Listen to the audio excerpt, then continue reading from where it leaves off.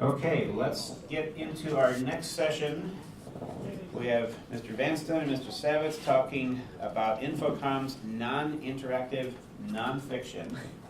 And take it away. Good morning, Kansasfest. Good morning, Kevin. So yeah, Infocom is of course known for its interactive fiction games, but they spent their entire time in existence trying to create other things, putting out feelers and trying new projects, and it was trying to be it was a very innovative company. Many of these things did not succeed, but they were made the attempt. So this is our look, and I didn't start the recording here. This is our look into the other things other than interactive fiction that Infocom did.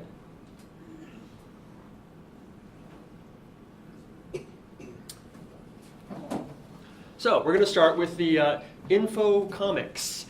These were comic books that you could play on your computer. Now we're not doing any of this chronologically. It's just we grouped them into things that make sense to us. So this was actually pretty late in the Infocom timeline, but they put out a set of 4 comic books that you would play on the computer. This was something that was available for the Apple II, and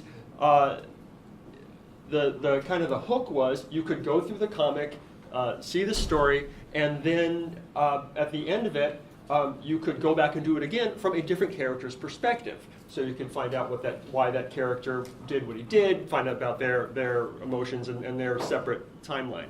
So so here's a couple of the covers.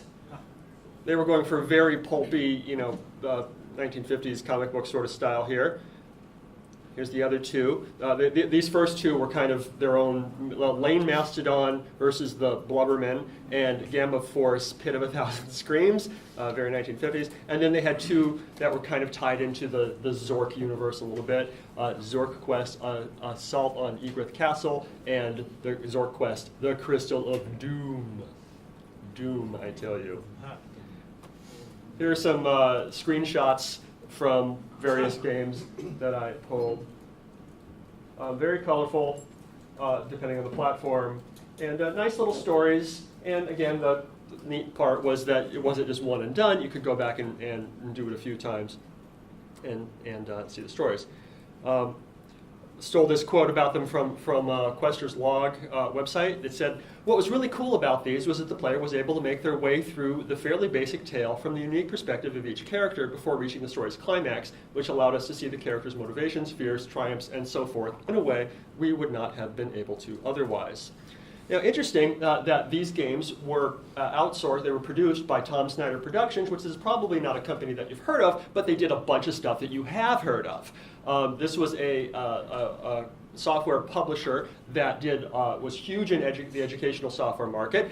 They did Agent USA and Banner Catch for Scholastic, Haley Project for Mindscape, Run for the Money for Scarborough Systems, and In Search of the Most Amazing Thing, and Snooper Troops 1 and 2 for Spinnaker. I recently interviewed this guy. I don't think the Tom Snyder. I don't believe it's been published yet on the Antic podcast, and we didn't talk about this at all.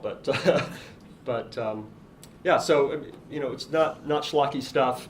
I mean the stories are, I think, meant to be a little schlocky, but it wasn't poorly done. Carrington. Hello, I'm Carrington. Watch out for the crossbow. So I am going to talk about a different sort of book that they did. And we're going to start with the kind of books that are accounting. So I think it's important, if you think about the things that Infocom was doing that wasn't in their wheelhouse, that weren't their text adventures, you have to keep in the context of what was happening with their sales. And we're going to look at their sales in a series of charts. I couldn't find piles of money, so we're going to do mounds of dirt instead. So in 1982, they had this much monies coming in. By 83, mound of dirt was much larger. 84 was a mountain. 85 began a different trend, and that crater just got smaller. So this is the context we have to keep in mind. So they decided to do something other than the interactive fiction games that they were most known for, and they said, well, let's try something different that's related to what we were doing before. And here we have one of their choose-your-own-adventure games. They put out a series of these books. There's 4 of them. Now, this is a doctored image. That's not exactly what the book looked like. We'll zoom in on the doctored bit, because they were not called Choose Your Own Adventure books, because there already were Choose Your Own Adventure books called Choose Your Own Adventure books. So they had to come up with a different name. What they came up with was What Do I Do Now books, which I think is perfect for Infocom, because that completely encapsulates that feeling we all have when you're playing a text adventure and you want to throw your computer against the wall. That's the perfect name. So they came up with What Do I Do Now books. There were 4 of them in the series. There was The Forces of Krill, The Malifestro Quest, The Cavern of Doom, and Conquest at Quendor. They came out in 83 and 84. So we all remember how the Mounds of Dirt were big and huge in 83 and 84. That's the context of these books. So they're trying other things, but there's no desperation involved. These were all written by Steve Meretzky, and they all had something in common, exactly. So they're all in the world of Zork, and they're all written by Steve Meretzky. He was one of the imps that had written a bunch of their best-selling games. He did Planetfall and Sorcerer and Mind Forever Voyaging, Leather Goddesses of Phobos, which if you don't know, Infocom Games was an actual title, and he co-wrote, but mostly actually wrote The Hitchhiker's Guide to the Galaxy game for Hitchhiker. So real pedigree here, and these books are by him.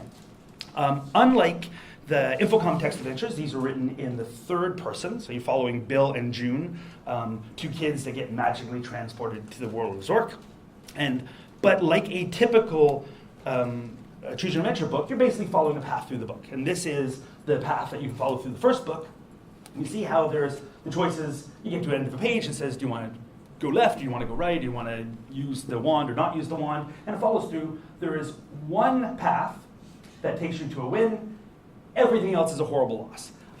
One thing that's different about these than Choose Your Own trademark books is you get a score at the end. So if you get through to a certain ending, it'll say your score was 4 out of 10. It also lets you go back. We all know that when you use a Choose Your Own Adventure book, you stick your thumb in to remember your place. That just does it for you. And so you'll get to this end, they'll say, oh, you made a poor choice, you're dead, your score is 6 out of 10. Would you like to go back and try something else? If so, turn back to page 72. So it remembers the branch you came from. So that's kind of a cool addition. They released one of these books, the 3rd one in this series, for some reason, was many years later, released for free, and you can play it online. And this is one of the places I found that you can play it online. You can either write that down, or really if you just search for Play Zork Game Book online, you'll find a bunch of sources for it. We reuse this slide because we're going to look at really quickly at another sort of book they came up with. Later on, so in the late 80s, starting in 1988, so we remember where we are in Dirt and Crater time, they came out with a series of novels. There's 6 novels written by a bunch of people. There's Wishbringer, Enchanter, Planetfall, Stationfall, Zork Chronicles, and Lost City of Zork. The first 4 books really are companion pieces to the games of the same names. They are not they're not novelizations of the game, but rather, if you look at like the first Planetfall book, there is basically a sequel to the game, but just written as straight novels. They're not interactive. The Chronicles book is about the adventure of a hero named Miracles, but spelled with a K, like a rapper. And the Lost City book is about the origin of the world of Zork and the Great Underground Empire. And in case you are wondering if these books for you, I will say that the Lost Empire book features a winged vampire were-unicorn. There's no picture of that in the book, but the internet was willing to give me this. So that is essentially what you can look forward to if you look at these books. And they're actually relatively well reviewed, but they're a symbol of the kind of things they were just throwing out there to try to start digging themselves out of the big crater hole. So now we're going to turn to my co-host. Oh, I'm going to say who was left the of the room. presentation. I'm enjoying myself. No, to look at other things. Other things. Another thing they tried was to create a board game called Fooblitzky. If you were here at Kansasfest last year, or even this year, it's still here. We played the game Fooblitzky last year that Carrington brought. We had a pretty good time. It's actually a good game. It's still here if you want to play it tonight or tomorrow. It's in the, I believe in the lobby for anybody to play. So this is a board game with an actual with pieces and with software for your Apple computer. I believe it was also available for the IBM. And in it, there are up to 4 players who play little dogs who go around the town trying to collect things. It's basically a treasure hunt. It's a lot like some sort of treasure hunting game where you look for things. It's like perhaps Clue, where you have to go from place to place, get information, and kind of deduce the things that you need, which MacGuffins that you're MacGuffining. So, Infocom was always trying to fighting against piracy, and this was one of the best ways they could do that. But you absolutely could not play this game without the stuff, So you needed the box and the board and the pens and all the things to write on and such. So it was kind of an interesting, feely, browsy package that you absolutely couldn't play it without buying it, which is interesting because nobody bought it. Nobody bought this game. Here's some beautiful screenshots from various versions of Fooblitzky. Fun animation, nice graphics, very cartoony. Requires absolutely no reading. It's all pretty intuitive. It's just like a little picture of a joystick, when you have to press the button and that sort of thing. All iconography, all pictures. Here's the New Zork Times newsletter when they announced Fooblitzky, a unique graphics strategy game. It was released in summer 1985. So let's talk about Fooblitzky's financial deal. Like I said, it was released in summer 1985, and oddly, it was only available to people on the New Zork Times mailing list for 6 months. The only way to get it was to buy it directly from them, and I believe at the time it cost $39.95. And by winter 1986, it still cost $39.95 when it had general release to software stores and that sort of thing. No one was buying it. Nobody bought this thing. And by summer 1987, it was $14.95, a classic title. And by June 1987, it was less than $10. Nobody understood it. I think that people expected a certain thing from Infocom, and they were there for interactive fiction. And while this thing might have been fun, it was coming perhaps from the wrong publisher. People just didn't have any friends. That's why I didn't buy it. Yes, and also you needed friends, right? Yeah, this was right. So let's talk about how well it sold. In 1985, Fooblitzky sold 500 copies. In 1986, it sold 7,700 for a total of a little more than 8,000. By the fiscal year '89, it had sold negative 714. That year, they had more returns than sales on that game. So it's a fairly rare game.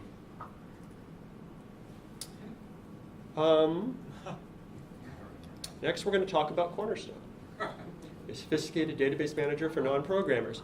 Cornerstone was also the ninth studio album put out by Styx. It was a follow-up to 2 albums that had hit the top 20. And it was recorded in Illinois at Pumpkin Studios. He's doing this for me because I was bugging. That's what we should talk about. No, please go on. Didn't you have another section? Wasn't that supposed to be in here? Where's my Where's your section? slide, dude? I don't know. Let's go. Okay, let's switch back to your thing. Do you not have my slides? Of course, I'll get in there. Here's your That's stuff. me. Oh, I see. I had one. All right. Look, we're professionals. Go ahead. Oh, okay. Cornerstone will be coming. Research Styx. Cast your mind back. Farther back. Too far back. Here's where we are. So, get you in the mindset. We're now going to talk about the game Journey. Not the band Journey, although Journey and Styx could have been this entire, I was going to say podcast, this entire presentation. Breakfast Club. 1985 is the mindset. So we remember the hills, right? And where we are, 1985. So at this point, Infocom is divided into basically 2 camps. One camp wants to stick with text adventures, but add graphics and sound, because that kind of stuff is coming out and it's beginning to eat their lunch. One camp wants to give up on that stuff and do other things. We have to try new stuff. We have to go a totally different way. It's in this context that the game Journey gets released. The game was by Mark Blank, another one of Infocom's implementers, who was particularly good at the tech side of things.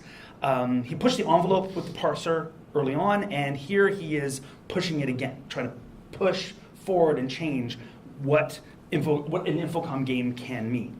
But the camp that wants to do something different doesn't want to leave behind the main thing that the text parser gives you, which is that depth and variety of storytelling. Like Infocom is a storytelling company, and so they want to still offer that. They just want to try to offer it in other ways.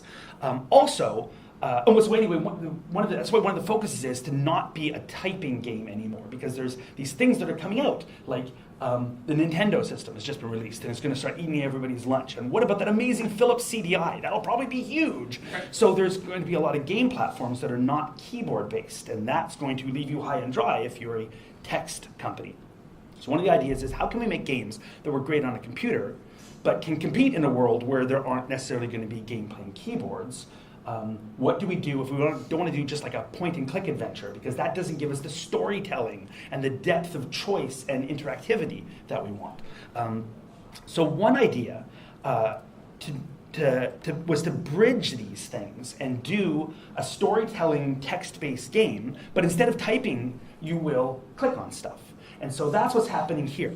So that's how Journey gets born. So we have a graphical adventure, lots of text still, lots of story, but these beautiful graphics. And in a very token-esque, like this really wants to be a token thing. So on the bottom there, you can see there in the screenshot, there's a list of the party members. And Tag, the one at the very bottom, is the hero of this story. He's the one telling what they call the chronicle in this game. And rather than typing your commands, you click on people and then click on a verb, click on something that modifies the verb, and then say click on a target. So in this case, what you see is somebody has clicked on the verb cast. Somebody's going to cast something, then they pick the elevation. So casting elevation at, and at this point, you're going to pick a target. Who are we going to elevate? Who are we going to levitate? So we have to remember, because one of the goals here was to target things like gaming systems instead of typing on the old parser. So that's a really important thing. And it's still giving us that depth of story and puzzle telling, and puzzle solving and storytelling, and so that's really important. And to give us these amazing graphics. So another advantage, a thing they were really trying to target, going for broad audience, is something where it's very difficult to die. Like really, there aren't going to be any major negative endings, and it's very easy to navigate this. So it's a very accessible game. Except this is none of those things. If you get good more than halfway through this, you start having to type stuff into a command line. I don't understand. Like you play through the game, and you click, and by the way, here's a command line, start typing. That's an interesting implementation if your target is things that don't have keyboards. Also, well, technically, there's very few ways to die in this game. There's a ton of ways to simply run out of things to do. And I guess they considered that not really dying. So you cast spells here by using regents.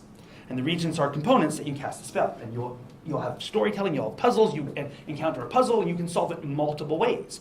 Pick a spell. The spell will use up a regent. Hope you pick the right spell, because maybe you'll need that regent later in the game. Another hour, another day, a month from now. You get to the point where you've just run out of stuff to do because you used that regent way before.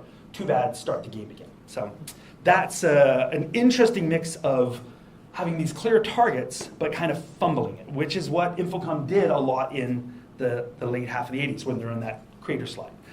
It's still, though, an example of Infocom sticking in their wheelhouse and trying something new. Well, this game isn't necessarily a success by a lot of metrics. It still is Infocom being Infocom. It's Infocom telling a story. They're trying to say, what can we do, still be Infocom, and maybe game into the 90s. It wasn't successful, but at least this is an example of something they did different that had, I think, laudable goals. They just fumbled the ball. What platform is that screenshot? This is from not the Apple II version. I couldn't find it. This is, I think, from the PC version. It was released for Apple II, though. This is one of the games that released for a bunch of platforms, including the Apple II. Then we come to Quarterstaff. That's another one I'm going to talk about briefly. So Journey either is or is not Infocom's first RPG game. Because it had all those RPG elements. You've got multiple characters and things they can do and abilities and stuff. So it's very much an RPG game, but also a text adventure. We have Quarterstaff, which Infocom bills as their first text adventure. or as their first RPG. And it depends, whether that's true or not depends on a few things. One, whether or not you consider Journey an RPG, and two, whether or not you consider Infocom to even, or Quarterstaff to even be an Infocom game. So Quarterstaff, or to give it its full name, Quarterstaff: The Tomb of Setmoth, was released by Infocom for the Macintosh in 1988. So we all remember where we are now in 1988, how deep that crater started getting. And so this comes out the year before Journey. It's much more traditional RPG. It's got adventures and monsters and spells and stats and stuff. It's basically trying to emulate the pen and paper RPG stuff. So that's very different than the text adventures they did before. It's a complete departure now. It does things, even all the little tedious bits, like keeping track of your fatigue and how much you're carrying and all the stuff that nobody actually really likes from the pen and paper stuff. It was lauded as having a great enemy AI, including creatures that can like learn from their mistakes. It got a 5-star review in Dragon. Like, things were awesome. You could even split the party, but you should never split the party. So one of the big features that Infocom promoted, I'm going to read you a quote here, because this was a Mac program, and although not their first Mac program, but in the status line for fall 1988, Infocom proudly proclaimed the following. It has pull-down menus that actually allow you to easily point and click your way through even complex sentences. We've included Apple's hierarchical menus, usually found only in top-notch business products. That was one of their big pushes for this game. You've got hierarchical menus, which sounds like a great idea, right? How would you like to have to do that for every sentence? Now, although it was a Mac game, the one thing they did right, though, is you can actually play this game completely from the keyboard, because Infocom is very much still a keyboard-oriented company. So this clearly is an RPG game, and it clearly came before Journey. So why would I think, well, maybe this isn't Infocom's first RPG game? Because this wasn't made by Infocom. So here we're beginning to get into this era where Infocom is publishing other people's stuff. And it isn't just that somebody else made the game and Infocom published it. Somebody else wrote the game, created the game, published the game, and released the game, all before Infocom got involved. So what happened was a company called Simulated Environmental Systems made this version of the game. They made it first, the year before Infocom. 1987, they create and release this game. Fully released, advertised, everything. It's out there as a box. The release was really well reviewed. It also got a 5-star review in Dragon, which seemed to give a 5-star review to everything back then. So what happened? Lack of money. Like, everybody's got a creator. The microphone is cutting out. Oh, is it? It doesn't like pockets. And we don't know how to fix it. Hit your pocket, maybe. I don't know. I can be louder. Well, yeah. Sure enough, I can be louder. We know So, that already. they ran out of money, and they could only do a limited release of this game. So it came out in just limited release, and it did have problems. There were, for instance, a bunch of bugs that made it impossible to finish the game. But Infocom looked at this and said, "There's a lot of stuff here that's like what we would like to do, and maybe this is the kind of game we'd like to make. And it would be much faster to simply buy that game. It doesn't matter that it's already released." So they buy up the game, bring it back into Infocom, and then make a bunch of changes to it. So they have Amy Briggs, who had written an Infocom game before, Plundered Hearts. She does a rewrite on the text and tweaks all the plot. They have a bunch of graphics people and editors give the game a big polish. They had a bunch of feelies like they did into the package, and they put in a parchment called The Path to Enlightenment, a wooden druid coin, and a big poster, and then sent the game back out again in 1988, now as an Infocom title. It actually has a cult following. The revised version is one you can actually complete. And although Infocom, so they had announced they were going to release that game then for the Apple IIgs, but they never did. So we'll very quickly look at now a couple of other things. BattleTech. We're back into this idea of games that, are they Infocom? Like, they've got Infocom on the box, but it's a different sort of thing. So Westwood Studios made the BattleTech game. But unlike when we're looking at Quarterstaff, which is a company, makes a game, releases it, has a bunch of problems, Infocom says, hey, let's do a do-over. They're contracted to make the game. The idea is from the beginning this will be an Infocom game, but it's not being made by Infocom, and it's very different than the stuff you'd be used to. So Westwood would go on to develop a whole bunch of very successful titles in the 90s. Like, they're the guys behind Command and Conquer. And they basically created the real-time strategy genre, I think with Dune 2, which came out in the early 90s. This is their first game for Infocom, this one, which is really the game that put them on the map as a studio, because this comes out in 1988, so we're deep into dirt crater time for Infocom. Over half the staff by this point at Infocom has been laid off. They've been sold to Activision in a fire sale. It's a very different company, but it still is Infocom at its heart. But this game is just produced by another company and then published by Infocom. And it's, again, a major departure for what you'd think an Infocom game would look like. It looks like this. It's a graphical game. It's a strategy war game. The goal in the game is to pilot a 3-story mech. And I would presume there's plot, but really, come on, you come for the mech, you stay for the destruction. Just go walk around and destroy all the things. A second BattleTech game was developed by Westwood, and it was a sequel, BattleTech: The Crescent Hawk's Revenge. Basically the same deal, walk around and destroy stuff. That one was released only for the PC, though. The first one, and this is a screenshot from the Apple II version, whole bunch of platforms, including the Apple II. Second one, just for the PC. Second one comes out in 1990. So, in a lot of ways, the BattleTech games kind of straddle the death point of Infocom. So the first one is released in the late 80s. It's essentially commissioned by Infocom, but it had a different look than a typical Infocom game, different mechanics, a totally different developer. There's not much Infocom in that Infocom game, but at least the Infocom on the label is referring to the company we all think of. Like, it is still at its heart that same thing. By the time of the second BattleTech game, then, which is also by Westwood, the Infocom on the label is really just the words Infocom on the label. It's got nothing really to do with the Infocom before. So it's not that BattleTech was the last Infocom game, but the two of them as a pair kind of are an archway over the death of Infocom. And super quickly, we'll just look at the covers of a couple things. Other games that really had the same thing going for them. A different company makes them and Infocom puts them out. We have Minds of Titan, which was released in 1989. Looks like this. Also developed by Westwood, so same sort of deal. Let's get another company to create a thing. We put it out. Different sort of game. Infocom's on the cover. It was a single-player RPG, but it was released for the Apple II. They also did Circuit's Edge. Now, Circuit's Edge was also developed by Westwood, but just published by Activision with Infocom on the title. And in this case, it's one from 1990. It's essentially a game that has nothing at all to do with Infocom, or even the people that would have been in Infocom. It just happens to have Infocom on the box. And this is a hybrid text adventure and RPG, so it's kind of in Infocom's wheelhouse in that way, but nothing to do with the company, and is based on a book called When Gravity Fails, which was the first book in a series. So I think the thinking was, if this game's successful, it could be a series of games. It was not successful, and there is no series of games. But you can see how Infocom goes from doing a text adventure, producing and developing and publishing company, to being just a publishing company, to being just a name on a label. And that's the arc. We go from dirt to creator. And now, more. What happened? What made this creator? What contributed? I will tell us. I will tell you what made this creator, Carrington. Sticks. Cornerstone was the 9th album released by Styx. It was done at Pumpkin Studios, and it was a follow-up to 2 top 20 albums. And they had a lot writing on this. They really did. Do go on. It was also a database manager. Infocom wanted to get into business products. They created a business products unit.